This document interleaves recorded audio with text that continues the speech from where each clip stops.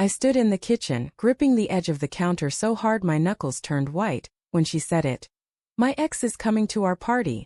Be cool or it's over. Her words hit like a punch I didn't see coming.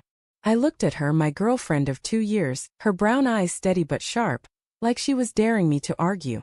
I swallowed the knot in my throat and forced a smile. I'll be cool, I said, my voice quieter than I meant. But inside my chest was a storm. I'm Jake, by the way. Just a regular guy, 29, working a steady job at a tech startup. Living in a small apartment with Mia. The woman I thought I'd marry someday. Life with her was good, great even. We'd spend Saturday mornings making pancakes, her laughing as I flipped them too early, batter splattering on the stove. We'd binge shows on the couch, her feet in my lap, my hand tracing circles on her ankle. It was simple, but it was ours. Mia was my home. The kind of person who could light up a room with her laugh or break your heart with a single look. I loved her.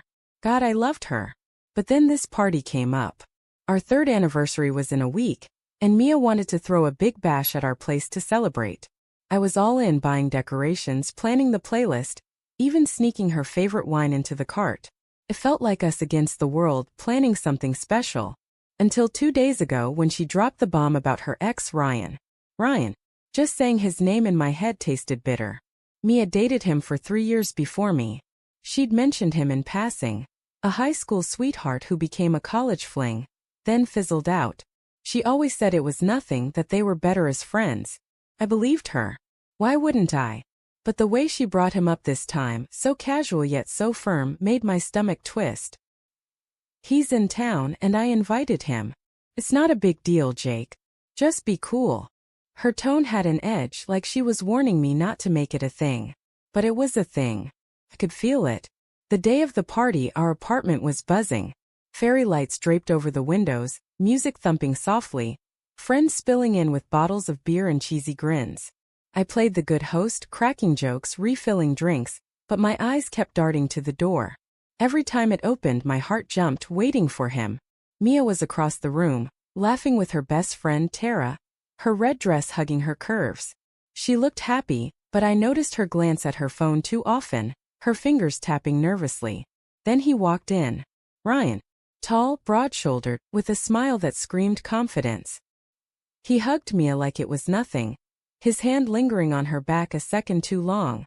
I stood by the snack table pretending to rearrange chips, but my chest burned. She introduced him to everyone, her voice bright, like he was just another guest. When she brought him over to me, I forced a handshake, my grip tighter than it needed to be. Good to meet you, man, he said, his eyes scanning me like he was sizing me up. Yeah, you too, I muttered, hating how small I felt. The night dragged on and I tried to be cool like she asked. I laughed at the right times, poured drinks, even made small talk with Ryan about his job, some finance gig in Chicago. But I couldn't shake the feeling that something was off. Mia kept finding reasons to talk to him, her laugh louder when he was near, her hand brushing his arm once, twice. I told myself I was paranoid, that I was reading too much into it. But then I saw it. I'd stepped onto the balcony for air, needing a break from the noise. Through the glass door I saw Mia and Ryan in the corner of the living room, away from the crowd. She was leaning in, her face serious, his hand on her elbow. They were whispering, their heads close, like the rest of the world didn't exist. My heart pounded so loud I thought it'd burst. I pushed back inside, weaving through people, my mind screaming for answers. Hey, I said, my voice sharper than I meant. They pulled apart, Mia's eyes wide like she'd been caught. Everything okay? I asked, staring at her, then him. Ryan smirked just a flicker before saying, yeah man, just catching up. Mia nodded, too quick, her smile forced. It's fine, Jake. Just talking. But her voice trembled and I knew she was lying. I didn't make a scene. I couldn't. Not with everyone there, not when she'd told me to be cool.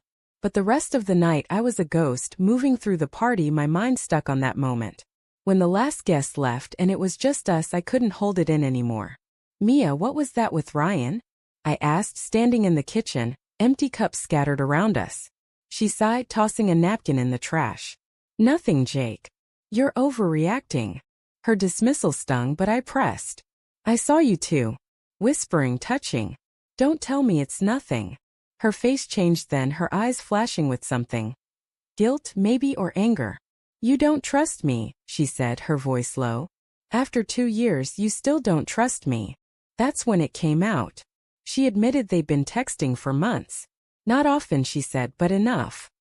He'd reached out when he moved back to town, and she didn't tell me because she knew I'd make it weird.